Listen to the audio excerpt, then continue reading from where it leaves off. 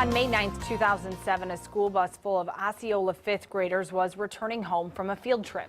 Dot Snesrud and Joni Treadway were the two ladies in charge as a tragic collision took place between Polk and Clarks. Our Lance Schwartz joins us now with the rest of the story. Lance? Thanks, guys. No one knows what might have happened had Dot Snesrud and Joni Treadway not been aboard that school bus 7 years ago.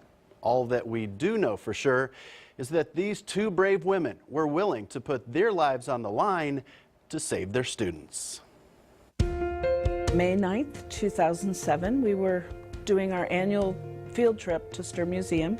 And as these 15 bright little smiles will attest, it had been a fantastic day until the bus ride back to Osceola. Fifth grade teacher Dot Snesrud remembers the scene all too well. And so I did say to Joni in a rather loud voice, yes. I don't think that car is going to stop. And the car driven by a 16-year-old girl didn't stop until it had gone through a stop sign and had slammed into the front of the school bus driven by Joni Treadway.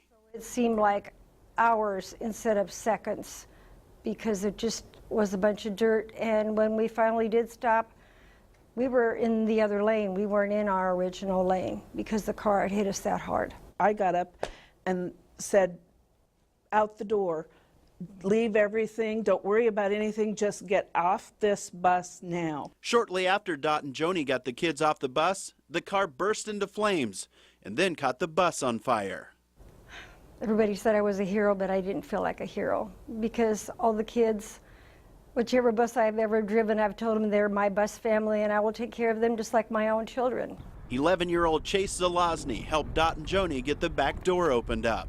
They took care of us that day. After the bus accident, they took care of us, and I felt like we were a family. What I really take from all of this was the impact that our teachers and our educating staff ends up having on our children. Kendra Gustafson knew that her daughter Lauren was in good hands that day. As a parent, I am so grateful that these were the two people with our children. There is nobody else who was meant to be with them that day. 7 years later, it's scary to think what the Osceola class of 2014 would look like had it not been for the heroic actions of Dot and Joni. The thought has definitely crossed the mind of Emily Ostmeyer. I thought about that if we hadn't made it out of that bus crash that there would only be a few of us graduating this year, and that's pretty crazy to think about. Like I told their mothers and Dot, I said, I think God has something special planned for each and one of these children. There has to be some bigger plan out there that we don't know about. On Saturday, May 17th, the lives of these 17 survivors will be celebrated in Osceola.